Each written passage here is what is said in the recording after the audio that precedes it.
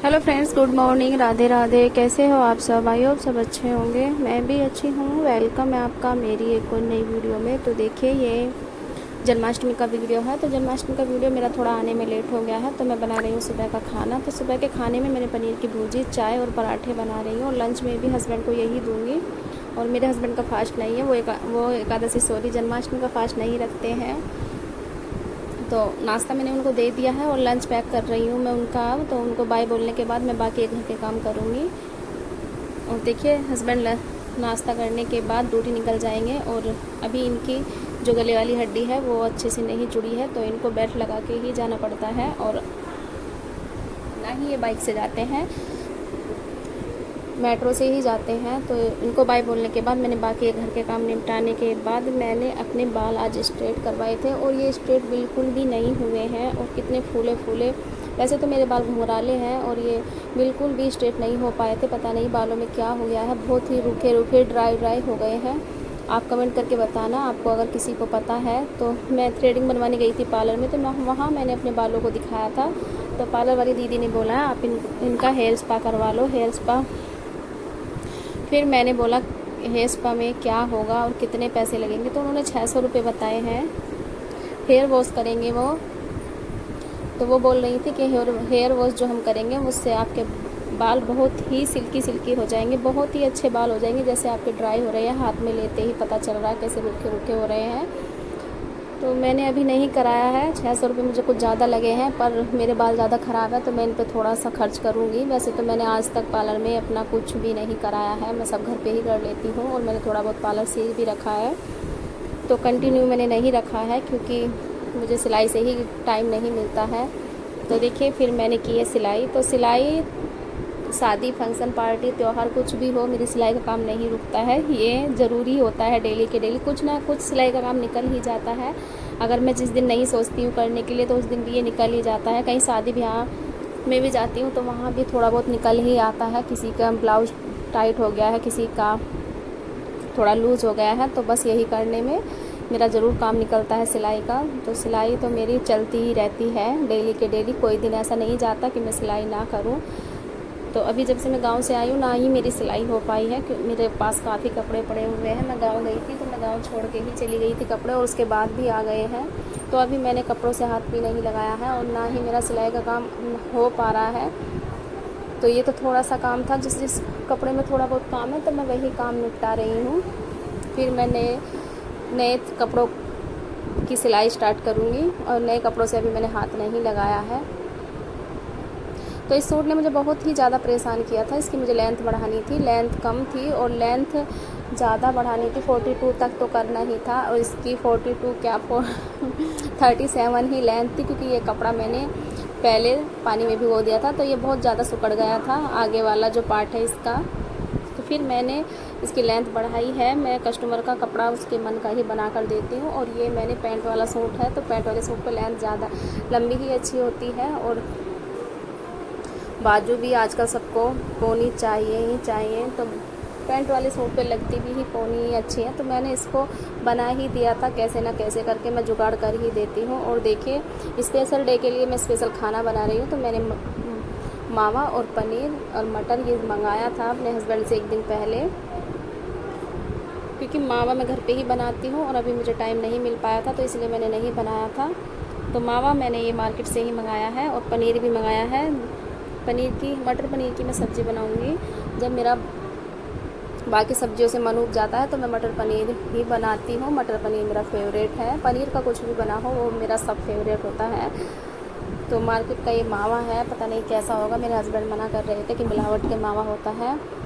तो मैंने उसको पहले गर्म किया, बहुत ज़्यादा टाइट था। पहले उसको कढ़ाई में थोड़ा सा घी डाल के उसको गर्म किया है, बस थोड़ा ही गर्म किया है। एक साइड में खीर बना रही हूँ, और एक साइड मैंने चाशनी बनाने के लिए रख दी है।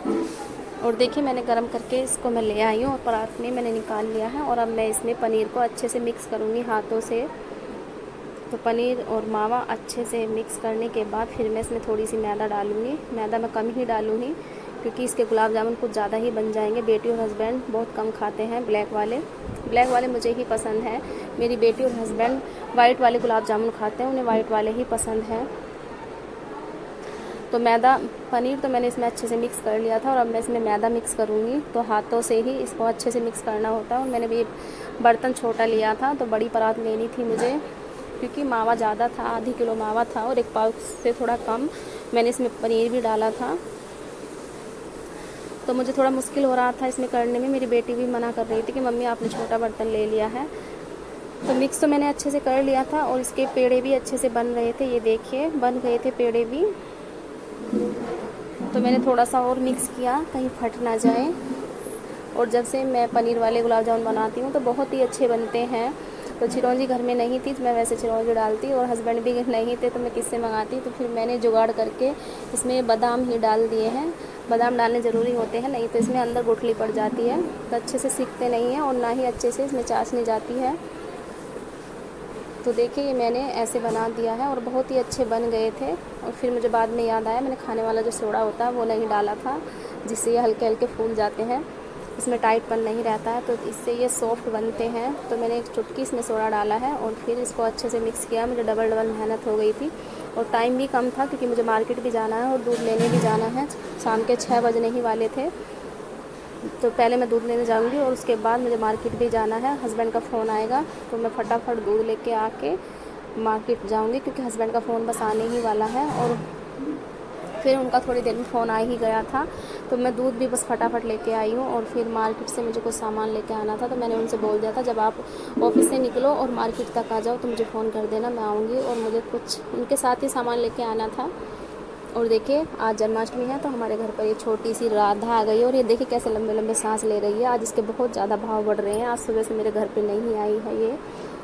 और अब वैसे अभी मैंने इसे देखा, मैं भी बिजी थी ज़्यादा काम में, तो अभी मैंने बुलाया तो तुरंत आ गई ये। पूरी गली में घूम रही है राधा बनी हुई। सुबह से ही राधा बन गई थी और अपनी सारी चीज़ें मुझे दिखा रही है, मम्मा देखो। और ये इसकी मम्मा का ही है, बड़े बड़े चीज़ें भी इसने पहन रखी हैं। और देखिए कितनी प्यारी लग रही है ये राधा, बस इसके बाल थोड़े लड़कों वाली कटिंग हो गई है और मुझसे बहुत ज़्यादा प्यार कर रही थी। और दीक्षा चिढ़ती है जब ये मुझसे प्यार करती है और मैं भी इससे प्यार करती हूँ, तो दीक्षा चिढ़ जाती है, बोल रही है कि मुझे स्टूल पे बैठा दो। और ये राधा जी मेरे कान्हा जी को आज बहुत ज़्यादा परेशान कर रही है। और कान्हा जी को आज हमने हाथ वाली ही ड्रेस बनाई है। अभी जो मार्केट से हम ड्रेस लेके आए हैं वो हम अपने कान्हा जी को शाम को पहनाएंगे, क्योंकि मेरी बेटी बोलती है कि इनको ये कपड़े चुभेंगे, क्योंकि मार्केट वाले ज़्यादा हैवी होते हैं और पता नहीं कैसा कैसा उसमें कपड़ा लगा होता है। तो हम सॉफ्ट कपड़े मैं हाथ से बना कर ही अपने कान्हा जी को पहनाती हूँ। मैं मार्केट वाले कपड़े इतने ज़्यादा नहीं पहनाती हूँ। तो देखिए ये राधा आज हमारे कान्हा जी को बहुत ज़्यादा परेशान कर रही थी। और कान्हा जी का हमें श्रृंगार करवाना था, लेकिन हम नहीं करवा पाए हैं। पिछली बार भी मेरी बेटी ने बोला था, पिछली बार भी टाइम नहीं मिल पाया था और ना ही इस बार मिल पाया, क्योंकि जन्माष्टमी से 1 दिन पहले ही मैं अपने घर से आई हूँ। तो ये राधा कान्हा जी के साथ खेल रही है। मैंने भी इसको मना नहीं किया, आज खेलने दो, आज मैंने पूरी छूट दे रखी है राधा को। तो राधा कभी इधर से कभी उधर से कान्हा जी को परेशान करके रखे हुई थी। कहीं बांसुरी छेड़ रही थी उनकी, कहीं उनकी कैप हटा रही थी। तो देखिए कभी कुछ कर रही है कभी कुछ कर रही है। तो आज मैंने भी छूट दे रखी है खेल लो दोनों ही।